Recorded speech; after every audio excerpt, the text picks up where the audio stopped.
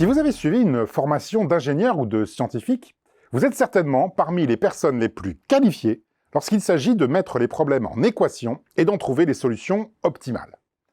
Or, si cette compétence de modélisation est extrêmement utile en sciences et en technique, elle se révèle sans intérêt, voire le plus souvent contre-productive, en management.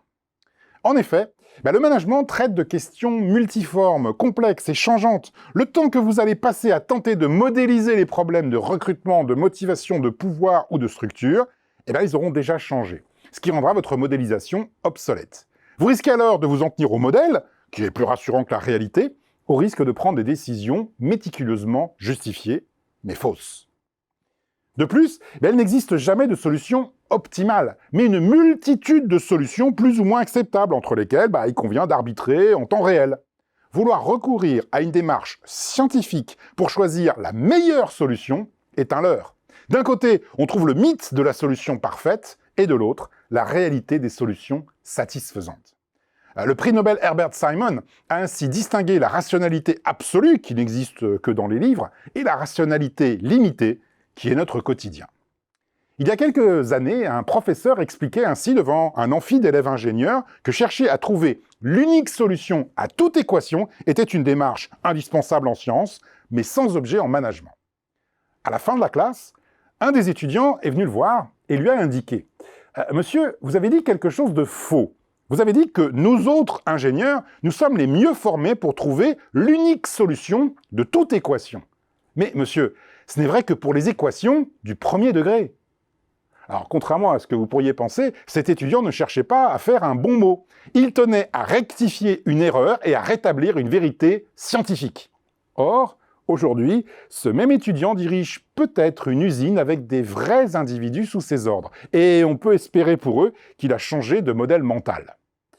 Google est certainement l'une des entreprises au monde les plus sélectives à l'embauche. Ils recrutent environ 5000 personnes chaque année, alors qu'ils reçoivent entre 1 et 3 millions de candidatures spontanées, soit un ratio de 0,25% d'admis. Alors pour avoir un point de comparaison, il est 25 fois plus difficile d'être recruté chez Google que d'être admis à Harvard, qui admet à peu près 6,1% de ses candidats.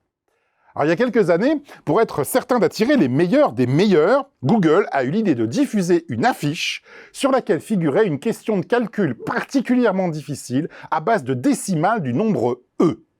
La réponse à cette question donnait accès à un site web où figurait une deuxième énigme, tout aussi cryptique, dont la solution permettait enfin d'aboutir à une offre de recrutement chez Google. Alors cette démarche a été un échec cuisant et un gaspillage de ressources, car au total, aucun candidat n'a été recruté. Les quelques personnes qui étaient parvenues à répondre à ces énigmes étaient essentiellement douées pour résoudre seules des problèmes clairement définis, dont la solution était unique. Mais cela ne faisait absolument pas d'elles des individus capables de travailler en équipe au sein d'une entreprise confrontée à des problèmes complexes et incertains. Google a donc abandonné ce mode de sélection. Par conséquent, si vous êtes ingénieur ou scientifique, retenez bien cette leçon. Le management, cela ne peut pas se mettre en équation.